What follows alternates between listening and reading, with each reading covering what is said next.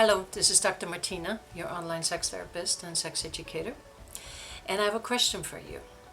If you're a woman, let's say you are playing around with your partner and you are making out and you're getting hot and heavy and you are desiring him or her and you are just want to play around and you want to take him to bed and go and have sex, and then your partner realizes that you are not wet, so they look at you and they don't believe you that you are really turned on.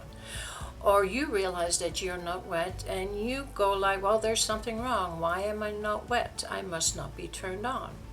Has that been the case? Have you ever found yourself in a situation like that? Well, let me tell you, it is perfectly normal. Everyone can experience it.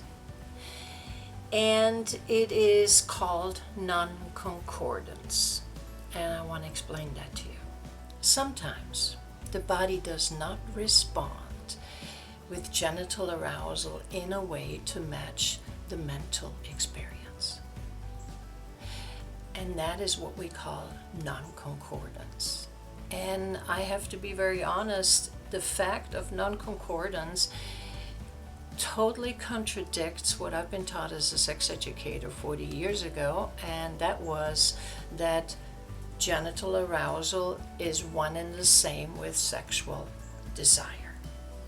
In other words, if you have a desire to have sex, then your genitals are aroused, there's blood flow, there's lubrication, and there's wetness. And if there's no wetness and no lubrication and no blood flow, that means you're not aroused, and that means you don't have any desire to have sex. And that is just not true.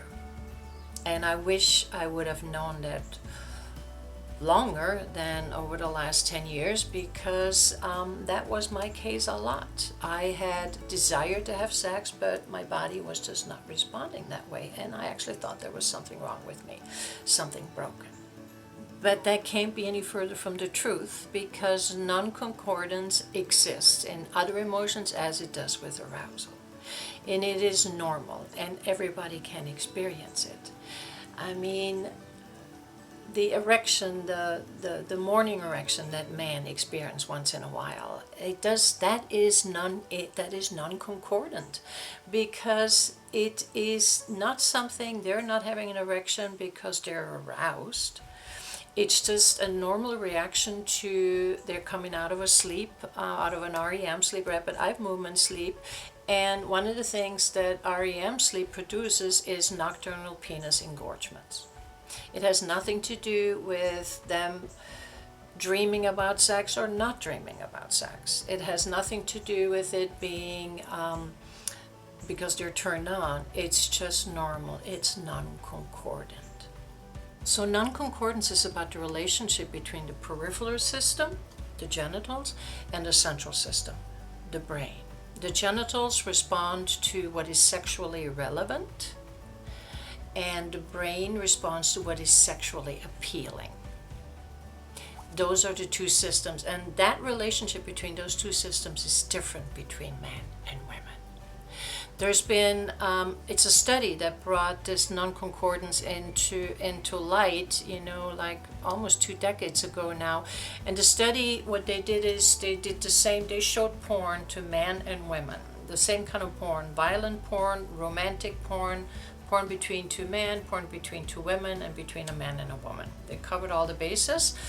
And then what they did is they measured the penis, the genital response on the penis with a strain gauge that he put on the penis, and then covered it so they can't see it. And they used something like a flashlight for the women to measure blood flow into the vagina. And then they gave them both, men and women, a dial so they can indicate when they feel the mental experience of being turned on. And then they looked if the mental experience, how the mental experience and the actual experience of the genital response, how they overlap. And with the man, there was an overlap of 50%, which is in behavioral studies a high number that is very significant because it definitely presents a relationship. and between the two systems, and with the women it was 10%. Now, again, we have the same parts, but we're just organized differently about what the world is doing, what the culture is doing with these differences between sex with men and sex with women is they make us broken.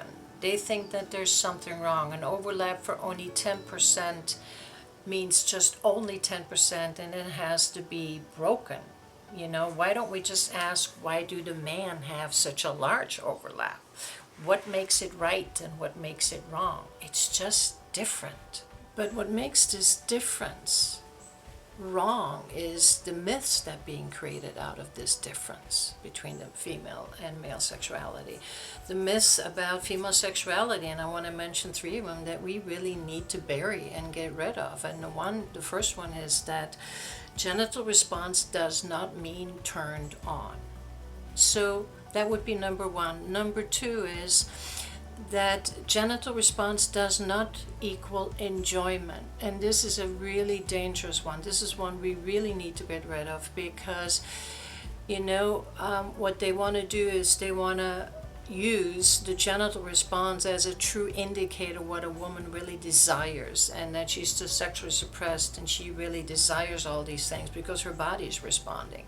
And they're taking this as far as when there's a rape, because the body does respond through the sexual relevant things that are happening, and a woman actually lubricates when she's getting raped, but that does not mean she enjoys it. These are totally different things. It's relevant, it's not sexually appealing. And the third one is that, non-concordance is a problem. It is not. What we do is we women, sexually functional women are putting on brakes, and brakes are sensitive to contacts.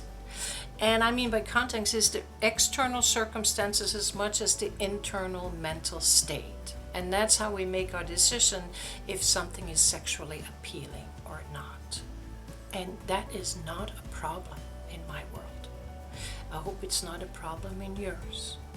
So this is a really small synopsis on non-concordance. I will pick this up again and go a little deeper into it, but I hope you enjoyed it.